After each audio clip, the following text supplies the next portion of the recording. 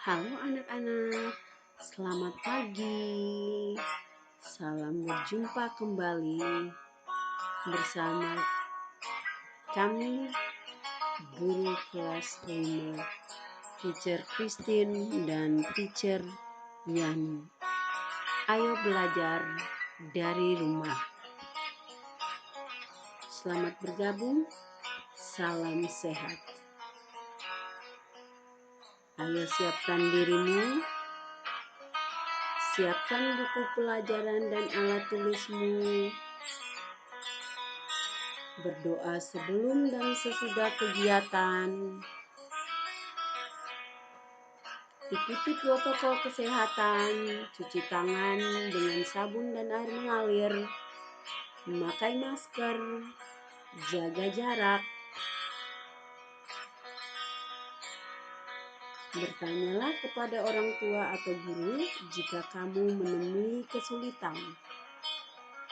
Hari ini kita akan belajar tema 1, organ gerak hewan dan manusia.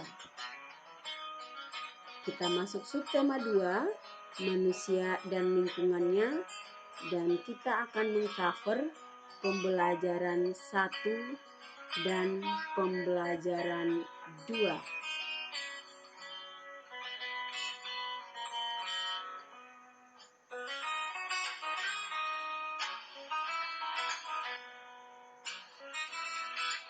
Tujuan pembelajaran kita hari ini, yang pertama, setelah mengikuti kegiatan ini, melihat video, mengerjakan latihan, anak-anak diharapkan dapat menentukan dan mengembangkan ide pokok setiap paragraf secara percaya diri. Anak-anak juga diharapkan mengetahui aktivitas-aktivitas manusia yang memanfaatkan organ gerak organ gerak secara rinci. Memahami tulang sebagai salah satu organ gerak manusia secara benar, secara tepat. Menyebutkan dan menunjukkan berbagai jenis tulang sebagai organ gerak pada manusia secara tepat, dan menunjukkan serta membuat gambar cover buku secara tepat. Ayo, sebelum kita mulai, mari kita amati gambar berikut ini.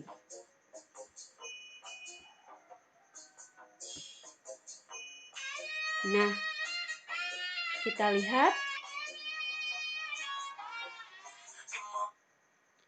lihat gambar ini.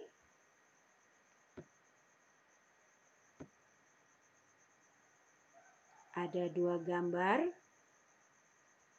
Gambar pertama bersepeda dan gambar kedua menggunakan sepeda motor.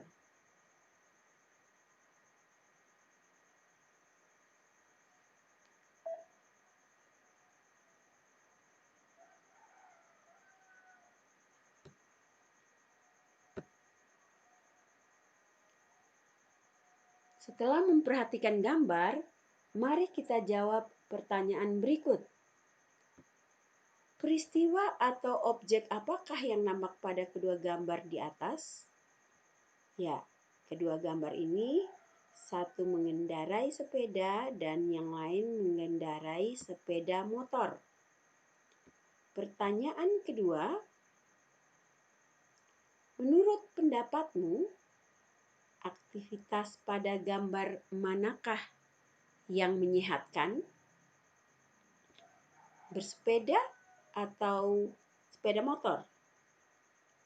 Betul sekali, bersepeda. Karena pada saat bersepeda, semua organ gerak kita, terlebih kaki, itu kita manfaatkan secara penuh. Pertanyaan berikutnya,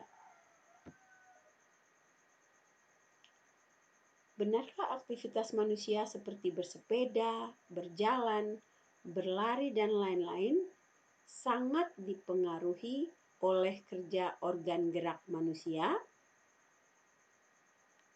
Iya, jawabannya itu betul sekali. Semua aktivitas manusia itu seperti berjalan, berlari, itu sangat dipengaruhi oleh organ gerak.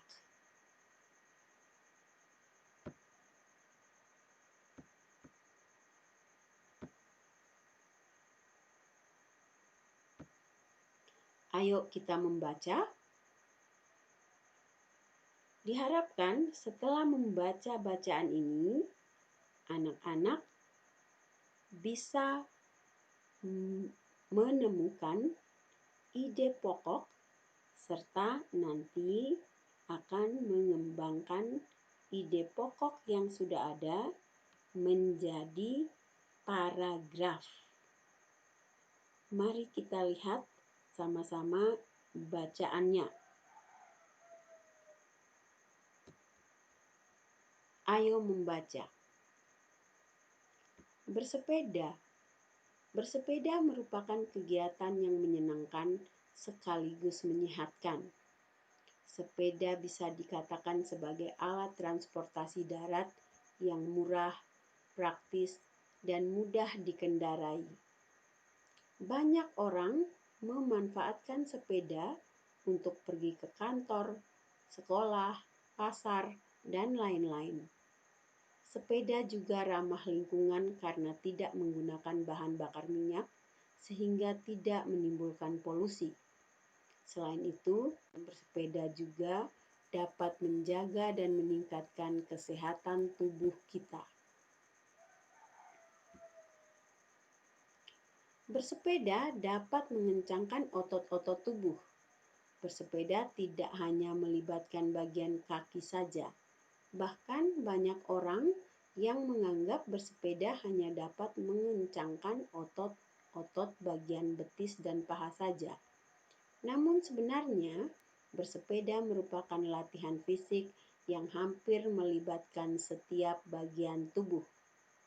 Selain memperkuat otot-otot bagian kaki dan paha, bersepeda secara rutin juga mengencangkan otot-otot belakang, pinggul, dan lengan. Jika bersepeda secara rutin, kesehatan jantung kita tetap terjaga. Selama bersepeda, jantung berdetak lebih cepat dari biasanya. Efek positif terhadap jantung ini tentunya juga akan membawa efek-efek positif lainnya seperti melancarkan peredaran darah dan oksigen. Dengan demikian, kita bisa terhindar dari munculnya gangguan-gangguan yang berkaitan dengan jantung dan peredaran darah dalam tubuh. Bersepeda juga merupakan olahraga yang dapat membakar kalori dalam tubuh. Oleh karena itu, bersepeda dapat menurunkan berat badan. Timbunan lemak-lemak dalam tubuh kita yang menyebabkan kegemukan akan terbakar dan lambat laun akan hilang. Tubuh kita pun akan kembali menjadi ideal. Oleh karena bisa membakar kalori dalam tubuh, maka bersepeda juga dapat menurunkan risiko terkena penyakit diabetes. Penyakit diabetes disebabkan karena tingginya kadar gula dalam darah. Kadar gula dalam darah bisa tinggi karena gula atau glukosa yang kita konsumsi setiap hari dalam tubuh kita berubah menjadi kalori dan tidak mampu kita ubah menjadi energi. Timbunan kalori tersebut akan memicu meningkatnya kadar gula dalam darah. Adapun penyakit diabetes sendiri bisa menjadi penyebab munculnya penyakit-penyakit lainnya, seperti jantung, stroke, kulit, mata, ginjal, dan penyakit lainnya. Manfaat bersepeda lainnya adalah mengurangi stres. Seperti yang telah dijelaskan di atas, bahwa bersepeda merupakan kegiatan olahraga yang menyenangkan. Bersepeda memberikan hiburan tersendiri bagi kita. Pada waktu pagi dan sore hari, untuk bersepeda sambil melihat-lihat indahnya pemandangan dan suasana sekitar cukup efektif mengurangi stres. Nah, anak-anak, dari bacaan tadi kita akan menentukan ide pokok setiap paragraf dalam bacaan. Dalam bacaan tadi ada 7 paragraf. Maka di 7 paragraf ini Teacher Christine sudah menyiapkan kalimat utama setiap paragraf dan kalimat penjelasnya. Nah, di kalimat paragraf pertama, paragraf pertama dalam bacaan kalimat utamanya berada pada awal kalimat.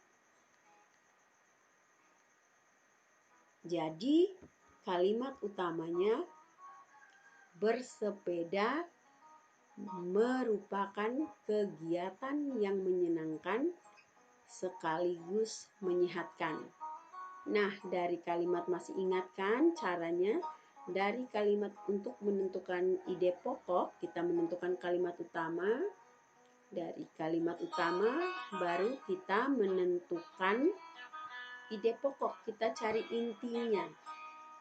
Jadi inti dari kalimat 1 adalah kegiatan yang menyenangkan sekaligus menyehatkan.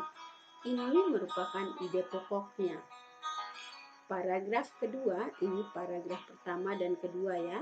Paragraf kedua, kalimat utamanya bersepeda dapat mengencangkan otot-otot tubuh. Ide pokoknya, manfaat bersepeda bagi otot-otot tubuh.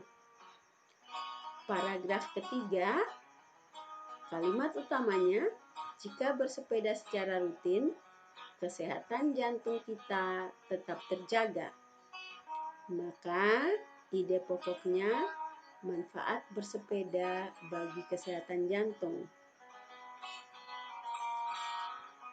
Yang berikut paragraf keempat. Kalimat utama paragraf keempat adalah salah satu pilihan yang bijak untuk menjaga stamina dan daya tahan tubuh adalah bersepeda.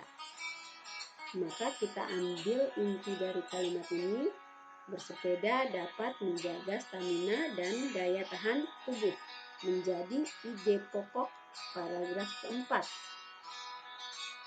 Paragraf kelima, kalimat utamanya, bersepeda juga merupakan olahraga yang dapat membakar kalori tubuh. Inti dari kalimat ini atau ide pokoknya, bersepeda dapat membakar kalori tubuh. Paragraf ke-6, kalimat utamanya, oleh karena bisa membakar kalori dalam tubuh, maka bersepeda juga dapat menurunkan resiko terkenanya penyakit diabetes. Maka ide pokok dari paragraf ke-6 adalah bersepeda dapat menurunkan resiko terkena penyakit diabetes. Nah, berikut paragraf ke-7.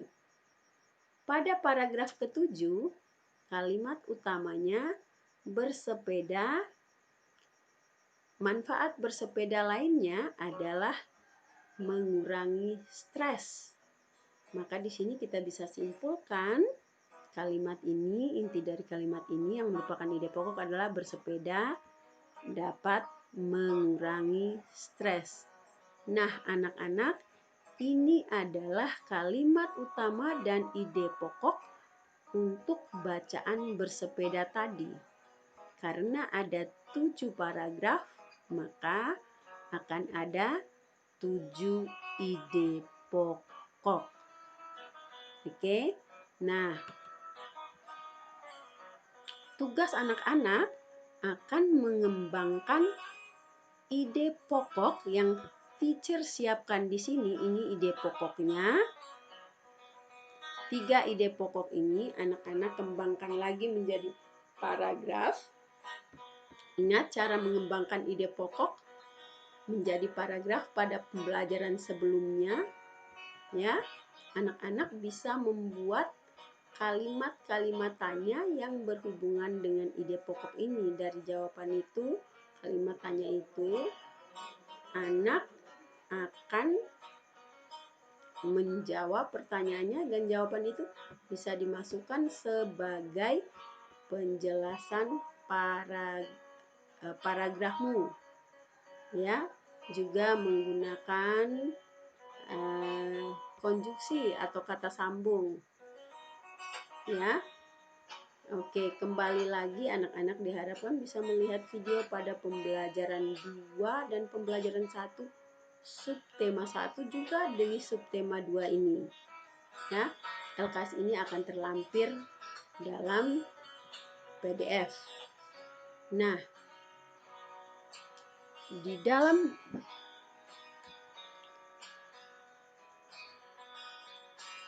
pelajaran ini kita juga akan mempelajari alat gerak, ya. Kita bersyukur sekali karena kita terlahir dan memiliki alat gerak yang sempurna. Ayo kita amati. Kalau anak-anak lihat sekarang ada seorang yang sedang bermain bola.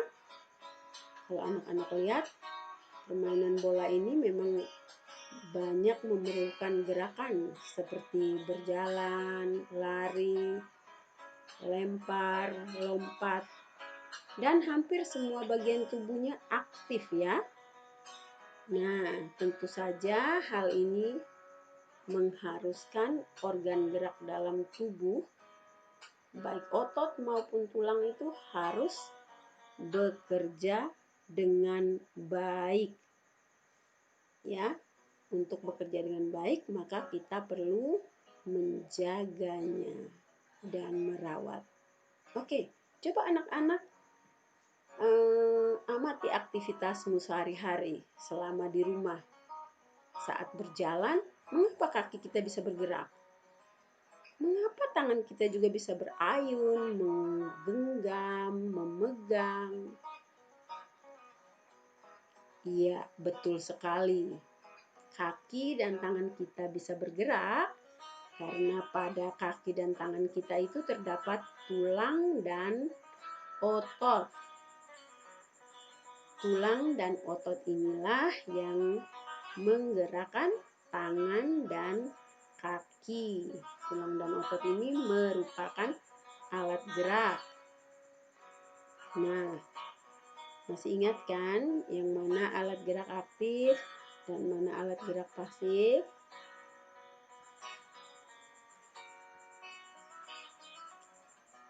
Dan organ gerak pada hewan dan manusia itu biasanya memiliki kesamaan.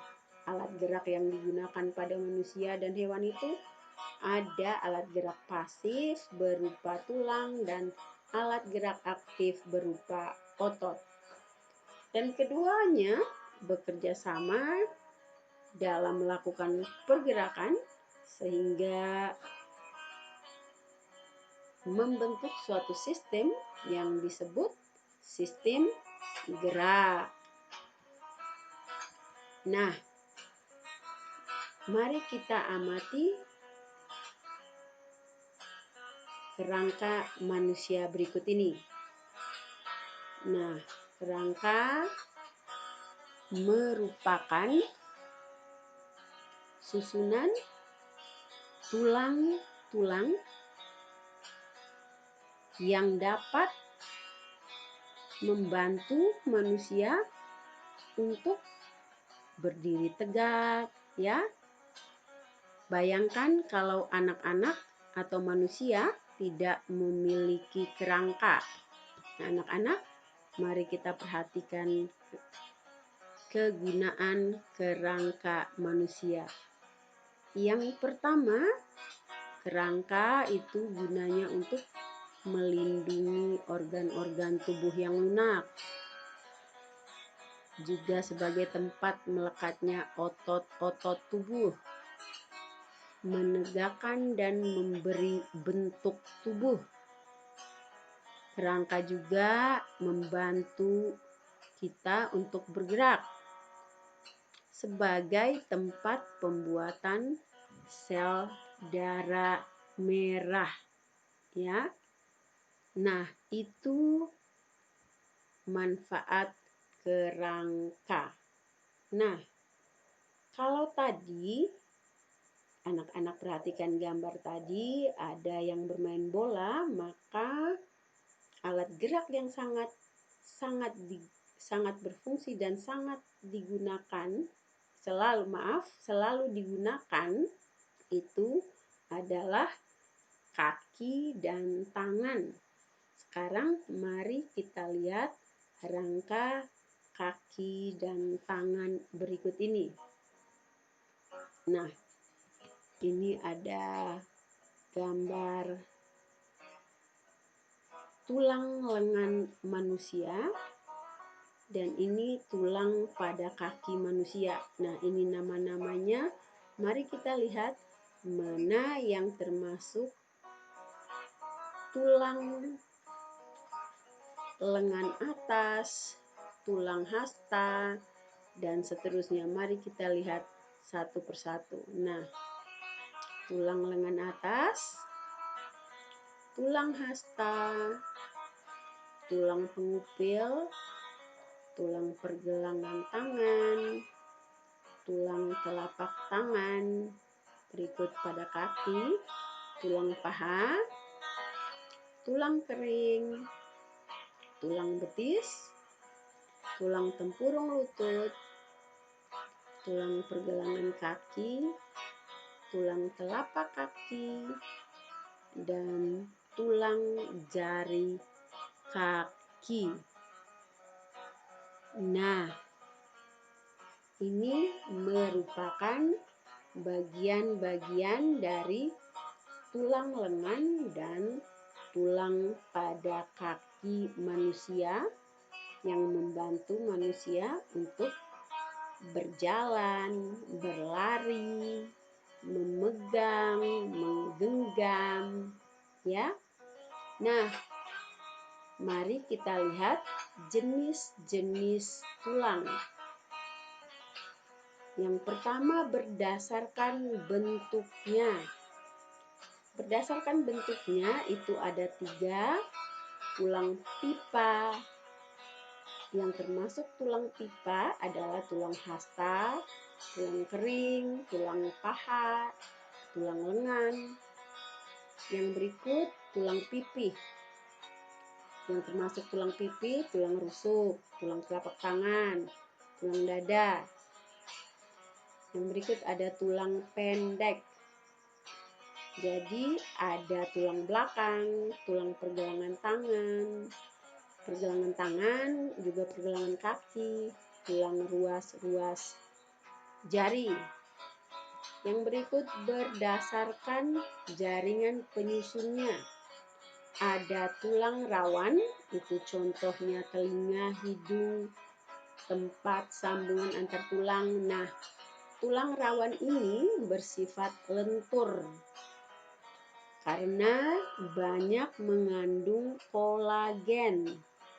Kolagen itu sejenis protein ya, dan kolagen ini sangat penting dalam proses pembentukan tulang baru saat tulang patah. Nah, yang berikut ada tulang keras. Nah, kalau tulang keras ini terbentuk dari zat kapur dan fosfor.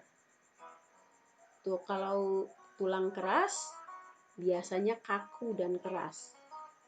Contoh ya, tulang keras itu ada tulang tengkorak. Yang berikut berdasarkan letaknya. Kalau berdasarkan letaknya dibagi menjadi 3, ada tulang tengkorak, itu bagian atas ya. Terus ada tulang badan, bagian tengah, dan tulang anggota gerak. Yang termasuk tulang badan ada tulang belakang, tulang rusuk, tulang dada. Yang termasuk tulang anggota gerak itu ada tungkai lengan atau anggota gerak atas, dan ada juga tungkai atau kaki atau anggota gerak bawah. Itu jenis-jenis tulang berdasarkan bentuk, berdasarkan jaringan penyusunnya, dan berdasarkan letaknya. Nah, mari kita lihat nama tulang pada tubuh manusia dan fungsinya. Ada banyak tulang ya. Yang pertama ada tulang hasta. Kalau tulang hasta ini berfungsi untuk mendukung lengan bawah yang memungkinkan adanya gerakan yang terjadi, menyimpan mineral dan menghasilkan sel-sel darah pada sumsum tulang belakang, bekerja sama dengan tulang pengupil untuk menyusun lengan bawah pada manusia, dan sebagai penunjang kerangka tangan manusia. Itu fungsi tulang hasta. Yang berikut ada tulang atas. Nah, tulang atas ini dia memiliki peran penting ya dalam gerak atas tubuh manusia. Jadi misalnya saat melakukan aktivitas sehari-hari, misalnya menulis, makan, itu menggunakan tulang gerak atas seperti telapak tangan, jari tangan ya. Terus tulang gerak atas juga berperan dalam gerak bahu dan siku.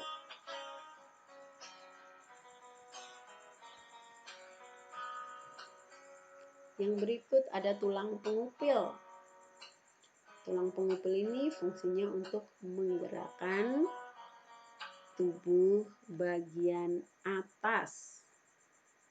Nah, juga dia menghubungkan antara ruas siku dan ibu jari atau jempol. Dia juga berfungsi untuk menyusun lengan bagian bawah. Yang berikut ada tulang pergelangan tangan. Fungsinya untuk memberikan gerakan memutar atau gerakan bebas agar tangan, termasuk telapak tangan dan keseluruhannya, dia selalu melekat pada tulang tangan. Nah, itu fungsi dari tulang. Masih banyak lagi ya, namun akan diberikan ringkasan setelah akhir pembelajaran ini. Nah, kita lanjut. Itu tadi kalau tentang tulang. Sekarang kita lanjut tentang gambar cerita pada cover buku. Pastinya anak-anak sudah pernah membaca buku ya, atau membaca majalah misalnya. Nah, pada saat membaca buku itu kita sering melihat gambar terluar dari buku. Ini contohnya salah satu. Nah, gambar terluar seperti ini namanya cover buku. Cover ya, cover buku. Nah, cover buku ini ada bagian-bagiannya. Biasanya cover buku ini menceritakan isi dari buku secara keseluruhan. Nah, sebuah cover buku yang baik itu memiliki bagian-bagian seperti ini. Yang pertama, mari kita lihat ya. Ada nama penulis. Yang berikut judul buku. Ini judul buku kelas 5 ya. Itu judul bukunya. Yang berikut kalimat penjelas judul. Tema 1, subtema 2. Yang berikut ada nama penerbit di cover depan ya itu. Yang berikut ada identitas punggung buku. Nah, ini namanya punggung buku. Ada identitasnya, ada namanya. Juga di bagian belakang ada identitas penerbit. Nah, yang ini cover belakang. Ya, bagian sini cover belakang. Yang ini cover bagian depan. Dan yang itu punggung buku. Nah, bagaimana cover buku yang baik? Cover buku itu adalah tulisan dan gambar yang terdapat di halaman terdepan sebuah buku, atau cover buku juga bisa dikatakan sebagai sampul yang merupakan bagian buku berupa gambar ilustrasi yang mewakili isi buku. Biasanya cover buku itu merupakan cerminan dari isi sebuah buku. Jadi seperti tadi bagian terluar buku itu ada dua, cover depan dan cover belakang. Jadi kedua sisi itu saling menguatkan satu sama lain. Cover buku yang paling bagus itu cover buku yang dapat atau yang bisa mempengaruhi minat pembaca. Jadi kalau anak-anak biasanya beli buku langsung lihat covernya, wah covernya bagus, gambarnya bagus, judulnya menarik. Nah, itu dengan sendirinya akan menarik orang untuk membeli buku tersebut. Itulah cover buku yang bagus. Nah, untuk menjadi sebuah cover buku yang bagus, kita harus memperhatikan beberapa unsur pada cover buku. Yang pertama, terdapat judul dengan pemilihan jenis huruf yang menarik dan mencolok. Kalau tadi anak-anak lihat hurufnya besar-besar ya. Terdapat kalimat penjelas judul yang singkat dan mudah dipahami. Terdapat nama penulis. Ada identitas penerbit. Disertai dengan gambar yang menarik, berwarna. Ada sinopsis isi buku pada sisi belakangnya. Ada identitas buku pada punggung buku. Nah, itu unsur-unsur yang terdapat pada cover buku. Nah, itu saja penjelasannya untuk pembelajaran 1 dan pembelajaran 2 subtema 2 kita hari ini. Nah, tugas anak-anak yang pertama itu menulis. Anak-anak diharapkan mempelajari kembali materi pada pembelajaran 1 dan 2 pada subtema 1 dan 2 karena materinya masih sama, itu cara menentukan dan mengembangkan ide pokok paragraf untuk mengerjakan latihan berikut. Nanti latihannya ada pada file PDF terlampir ya. Tugas yang kedua itu anak-anak menulis aktivitas dalam kehidupan sehari-hari untuk menjaga kesehatan alat gerak pada buku Bu Pena halaman 29 sampai 30, itu pun LKS-nya terlampir. Yang kedua, pada buku Bu Pena halaman 32 untuk pembelajaran 2 ya. Nomor 1 dan 2 ini juga akan dilampirkan dalam bentuk LKS. Tugas yang ketiga.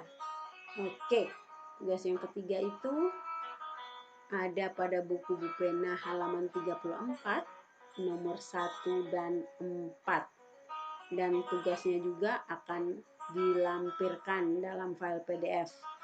Nah, ini petunjuk umum untuk pengerjaan tugasnya. Yang pertama, 3 tugas tadi bisa dikerjakan langsung di LKS atau di buku tulis tema. Jadi anak-anak bisa langsung print di LKS, kerja langsung di LKS, atau bisa tulis di buku tulis tema. Jadi soalnya dibaca, soalnya ditulis ya. Gunakan buku sumber yang terkait untuk menyelesaikan tugas yang diberikan. Jadi kalau ada buku apa saja, tema 1, kelas 5, subtema 2, di dalamnya materinya bisa digunakan sebagai referensi atau internet. Kemudian bertanya pada orang tua atau hubungi guru jika kamu menemui kesulitan. Atau mungkin bapak mama tidak ada, orang-orang yang anak-anak anggap bisa membantu menyelesaikan tugas bisa menjadi narasumber. Yang berikut tugas langsung dikerjakan ya, tanpa menunda karena masih ada tugas lagi di hari berikutnya. Tugas akan dikumpulkan secara manual di sekolah sesuai jadwal yang ditentukannya. Jadi kita biasa kumpulnya di hari Sabtu. Oke, itu petunjuk umumnya.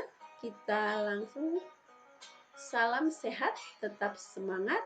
Thank you untuk partisipasinya hari ini.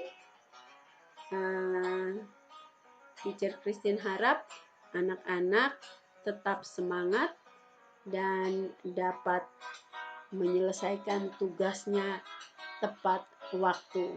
Oke,